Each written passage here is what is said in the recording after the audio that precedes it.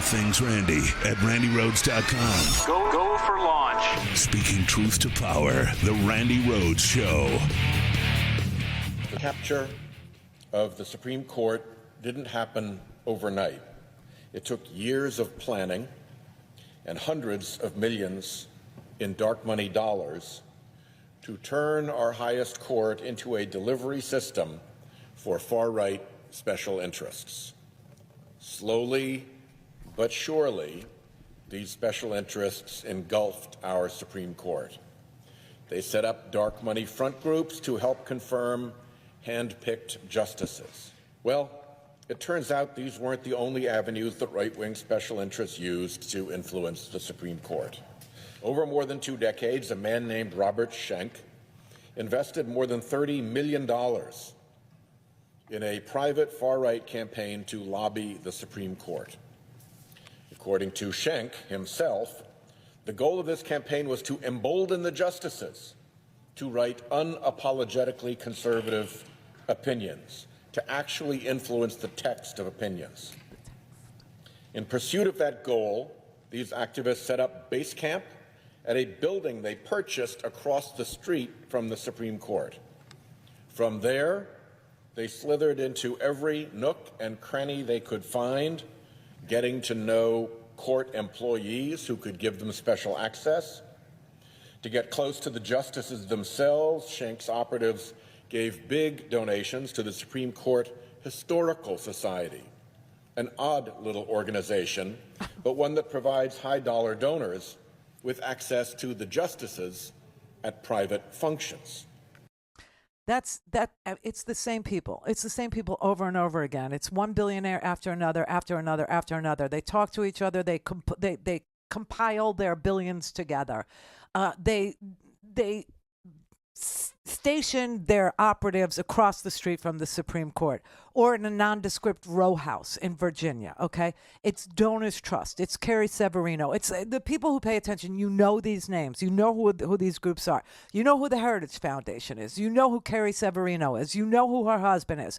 You know the enormous amount of money that has crossed into not just the selection of the Supreme Court, the Federalist Society, okay?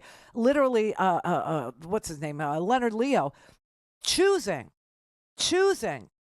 a list of people and handing it to the President of the United States, Donald Trump, and saying, this is the list of people we will accept. This is the list of people we want you to nominate, and we'll work the Senate to get them confirmed to the Supreme Court. The idea that people might retire from the Supreme Court, believe me, that's not a decision that Alito's going to make for himself, nor is that a decision that Clarence Thomas is going to make for himself. Neither are their wives, who apparently control their every, waking hour and tell them exactly what they're going to do all day, what to wear and what flags to fly and, when to show up for work and what to decide. No. It's going to be Leonard Leo. It's going to be Donors Trust. It's going to be the Heritage Foundation and Project 2025. It's the same people. It's the same money. It's the same conservative front groups. It's the same agenda. And this has been going on since ALEC and the Koch brothers. And, people who pay attention to this, you all know. You remember when ALEC was first identified, as being a Koch brothers group? They are obviously, plastics, oil, gas, fracking, the pollution people.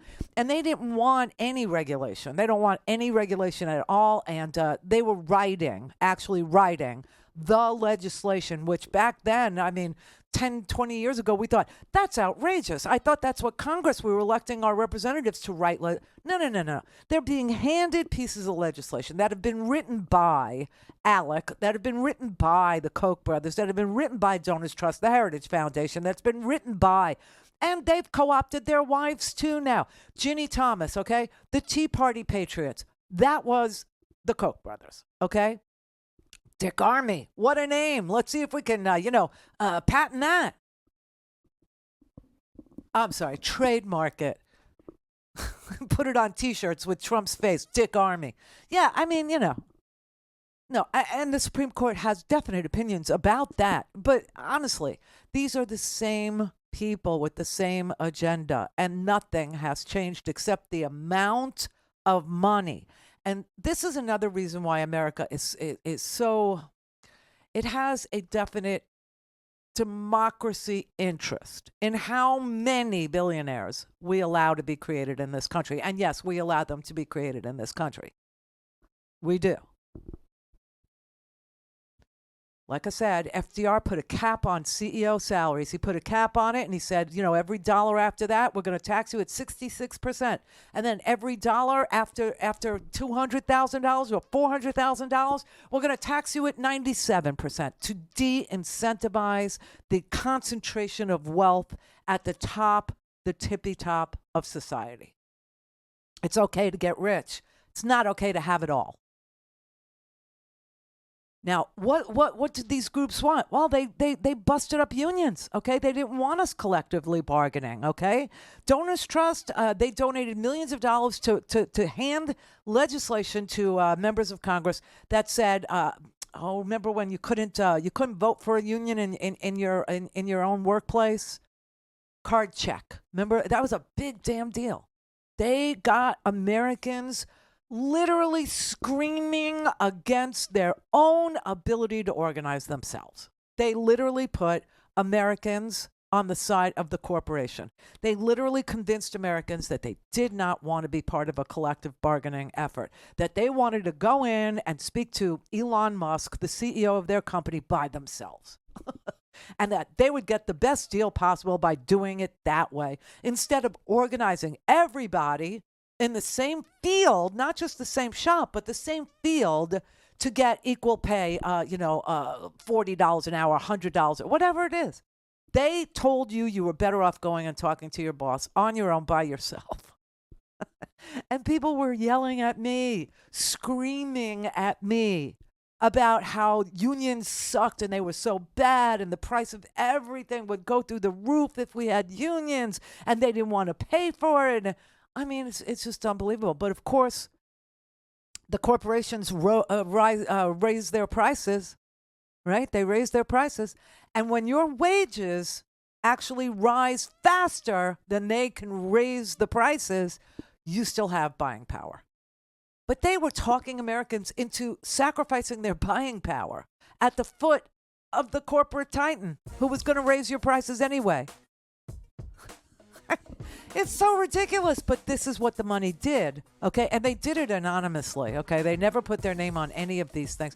I mean, yes, we know Ginny Thomas was a Tea Partier, and Tea Party patriots made her some money. We know that. And we know the Tea Party never really went away. Remember, we were all sitting here, I remember saying, how does the Tea Party end? Well, it doesn't. It becomes MAGA. It doesn't end. It never ends. It's a constant in our lives. The money is so concentrated, though, in the hands of so few that they can organize themselves like on an email and get you to, accept that they're controlling everything. That, my friends, is fascism. That is. Don't have time to listen to the live show? Want to hear more on your schedule? Go to randyrhodes.com and buy a stinking podcast.